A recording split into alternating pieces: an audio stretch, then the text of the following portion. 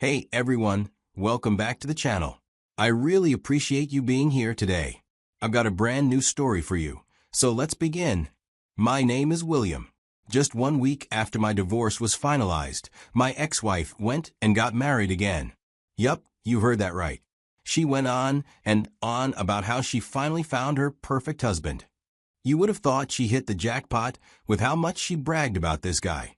But when I finally saw this perfect husband she had traded me in for, I couldn't stop laughing.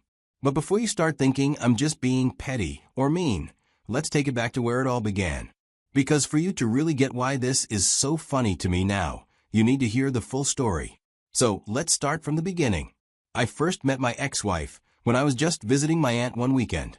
My aunt always liked it when I stopped by, so I made the trip. When I got there, Evelyn happened to be there too. Apparently, she knew my aunt through their church group. They weren't exactly best friends, but close enough that she would swing by now and then to check in or lend a hand. I'll be real with you. The first time I saw Evelyn, I barely even noticed her. Not because she wasn't pretty or anything like that. She was. But you know how sometimes you meet people and they just don't leave a mark on you? That's exactly what it was. We exchanged a few polite words, but that was about it. If you'd asked me a week later to describe her, I probably couldn't have told you a single thing about her. Fast forward a few months later, and I ended up visiting my aunt again. Only this time, Evelyn was there too, but the situation was a little different. She was up and moving, helping my aunt with cleaning around the house, cooking, little things like that. We ended up talking a bit more that day, but the conversation flowed a lot smoother than I expected. I didn't even realize how much time had passed until she said she had to head out. As she was getting ready to leave, my aunt, being her usual nosy but well-meaning self, nudged me a little and whispered, "You better not let that one get away." I laughed it off at the time, thinking she was just being playful. But before Evelyn left, she casually pulled out her phone and said, "Hey, let's stay in touch." I gave her my number, she gave me hers. After she left, my aunt teased me even more. She made some joke about how I was hooked already, which made me laugh. I didn't think much of it back then, but looking back now I realize that was the beginning. I just didn't know it yet. We started talking, and we would text throughout the day. Sometimes we'd talk on the phone for hours at night. She always seemed interested in whatever nonsense I was rambling about. One thing I made sure of early on was that she was actually single. My aunt, who knew her through church, had already confirmed it without me even asking. That gave me the green light to relax and just see where things would go. After a few weeks of talking, I finally worked up the nerve to ask Evelyn out. She smiled and said yes. We set up our first date for the following weekend, and from there, everything just started to fall into place. The dating phase between us was easy. We dated for a few years before we even talked seriously about marriage. I figured people who rush into marriage often crash and burn because they never took the time to really know each other. Eventually, after years of dating, we decided it was time. We got married with the belief that we had done everything right. But sometimes, life doesn't work the way you think it will. I see it clearly now. We took the slow path, believing it would guarantee our married life. But it didn't. After our wedding, I settled into a new job that paid better than anything I'd ever had before. At the time, it felt like the smartest move I could make for us. The only problem was that it meant I had to travel a lot, flying out of state for days, sometimes even weeks at a time. I hated being away, but I saw it as a temporary sacrifice for a long-term win. Bring in good money now, set us up comfortably, and later on, I could find something more stable closer to home. It made sense to me. I thought it would make sense to my newly wedded wife, Evelyn too. At first, she seemed supportive. But as the trips piled up, so did the tension. What used to be a warm goodbye kiss turned into a stiff nod. Instead of asking when I'd be back, she started saying things like, "Of course you have another trip." I tried to explain to her again and again that I wasn't doing this because I wanted to be away from her. The money was important. But no matter how many times I tried to explain, she wouldn't understand. To her, it just looked like I was choosing work over her. I'd walk in the door, exhausted from a red-eye flight, and she'd start snapping about stuff that could have been brushed off. She started accusing me of things I hadn't even dreamed of doing. She'd ask straight-faced if I was sleeping around during my trips. She told me it made perfect sense to her. In her mind, it wasn't the work wearing me out. It was some other woman. At first, I figured if I didn't give her accusations any weight, they'd die off on their own. I stayed calm, told her she was wrong, and I loved her. But it didn't stop. It only got worse. Being at home started feeling like stepping into a courtroom where I was always the defendant, and she was the angry prosecutor. I started finding excuses to stay out longer when I was back, anything to avoid the minefield that waited for me behind our front door. Even with all that distance, even trying to stay out of the line of fire, nothing changed. The coldness between us just deepened. And the sad part was, I wasn't happy being away either. I even started looking for other jobs, ones that would keep me closer to home. But the few offers I got barely paid enough to scrape by. It felt like no matter what I did, I was choosing between being broke or being lonely. And neither one felt like a real win. I remember coming back home after one of my work trips, and when I walked through the door, she greeted me with a small smile. At first, I thought she had finally gotten tired of fighting.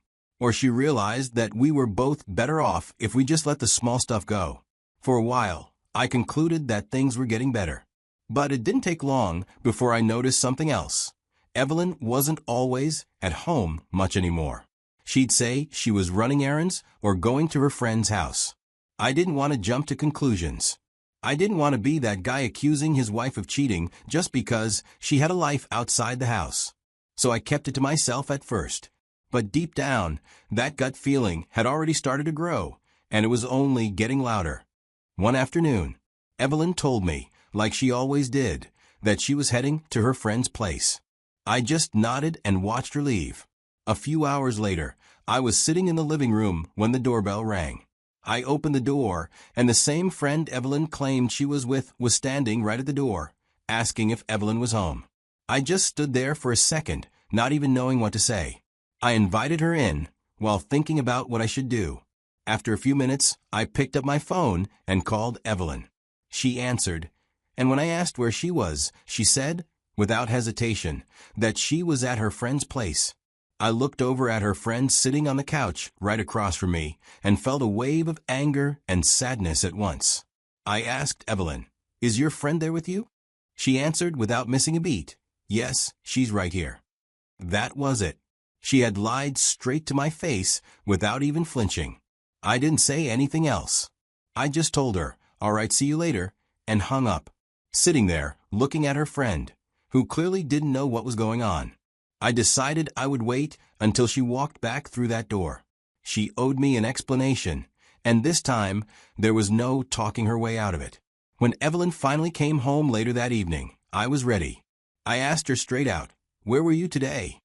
She repeated the same lie, talking about how she had spent the whole afternoon at her friend's house. I didn't yell. I didn't make a scene. I just told her calmly that her friend had been at our house looking for her. I watched her face shift. At first, she stuck to the lie, said I must have been mistaken. I asked her to call her friend right there and then to clear it up. That's when she refused. Gave excuses about how it would be awkward, how she didn't want to drag her friend into our drama. The second she realized the lies weren't working, she changed gears completely. Instead of apologizing or even admitting anything, she started attacking me. She said I had abandoned her emotionally long before she started going out, that I was always choosing work over her, that maybe if I had been a better husband, she wouldn't have needed someone else. She even threw accusations at me, claiming I must have had someone on the side too, since I traveled so much. It was like she wanted to flip everything around, so I'd be the villain and she could be the victim. Eventually, she admitted there was someone else, someone who made her feel seen and appreciated. Told me point blank that he was better than I ever were. She didn't hold back. She went on and on about how wonderful he was, how attentive, how supportive, how different from me. The moment Evelyn finally came clean about seeing someone else, I didn't try to change her mind, and I sure didn't beg. I called a lawyer the next morning and filed for divorce. It was one of the hardest decisions I've ever made, but at the same time, it was the easiest. When someone shows you they don't value you anymore, you don't stand there asking for more punishment. You leave. I didn't want to live another day pretending we still had something to save. Now, for anyone who hasn't been through it, let me tell you, divorce is not quick. It's not like the movies where someone slaps papers on a table and it's over the next day. It's slow, messy, and it drags everything out. There were court dates, meetings with lawyers, paperwork that felt endless, and the emotional weight of it all was something I wouldn't wish on anybody. Every small decision, who keeps what, who pays for what, turns into a battle. And you have to stay calm through it all, because the system isn't about who hurts the most. It's about what's fair on paper. While the divorce process was dragging on, Evelyn didn't seem bothered at all. She packed up her things, moved right in with her so-called Prince Charming. Our few conversations after she moved out were rough. Every time we had to talk, usually about the legal stuff or about splitting up our belongings, she made it a point to throw little jabs at me. She would smile and say things like, "Well, you were never really enough for me anyway," or, "Thank God I found someone who actually knows how to treat a woman." I won't lie, those words cut deep at first. But after a while, I realized I had to stop letting her words live rent-free in my head. I couldn't control what she said or did anymore, but I could control how I reacted. After almost a full year of court dates, paperwork, and negotiations, the divorce was finally finalized. Evelyn ended up getting a few things from the settlement, but I kept most of what mattered. In the end, I walked away with my head held high and my dignity intact, and that was worth more than anything she could have taken from me. It was exactly 1 week after the divorce papers were signed when I heard the news. Someone told me, almost in passing, that Evelyn had already gotten remarried. I remember just blinking for a second, like, wait, what?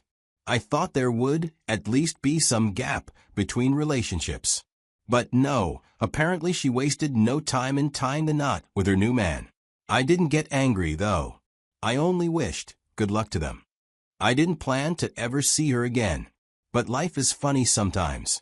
About a month later, I was running errands one afternoon when I bumped into them, Evelyn and her new husband. She saw me first, and the smile on her face dropped like a stone. The second I laid eyes on the guy, I started laughing.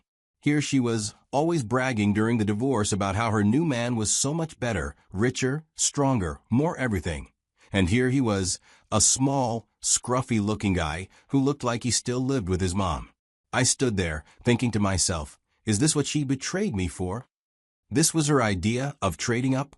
She just grabbed his arm and dragged him away, like a kid trying to hide a broken toy. I wished them a good day and kept walking. I wasn't laughing because I hated her or because I was bitter.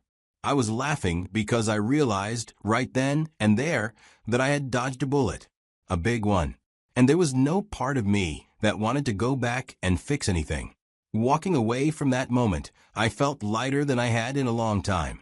Just a deep, peaceful feeling that I had finally closed a door that needed to stay closed. Evelyn made her choice, and so did I. And in the end, I think I got the better deal. My freedom, my peace, and a future wide open in front of me. After the divorce, I made a decision early on. I wasn't going to jump into another relationship right away. I needed time to just be by myself, to heal, to figure out what I even wanted moving forward. Funny enough, after the divorce, one of Evelyn's friends started being a little extra nice to me. She would check in often, send friendly texts, and make small talk whenever we bumped into each other around town. Still, I tried not to think too much about it. After everything I had just been through, the last thing I wanted was to get caught up in anything complicated. I needed a break from drama, not a second helping of it. Looking back, there are a few hard truths I had to learn the painful way. The first is that no amount of patience can fix someone who is determined to misunderstand you. I spent years trying to explain myself, trying to be reasonable, trying to be understanding. But if someone is already set on seeing you as the bad guy, it doesn't matter how calmly you talk or how hard you try. They will twist your words, your actions, even your good intentions into something ugly. And that's not your fault. Another lesson is you can't lose someone who was never really with you in the first place. I used to think losing Evelyn meant I had failed, that I had let something valuable slip through my fingers. But the truth is, she had checked out long before we signed the divorce papers. She was physically there, but emotionally, she had left the marriage a long time ago. I share all this not because I want anyone to feel sorry for me, but because maybe someone out there needs to hear it. Maybe you're stuck trying to fix something that can't be fixed. Or you're blaming yourself for someone else's decision to walk away. If that's you, I hope you'll take it from me. Peace is better than pretending. Freedom is better than forcing something that hurts you. Anyway, that's my story. What do you guys think? I'd love to hear your thoughts down in the comments. Have you ever been through something similar? What did you learn from it? Let's talk about it.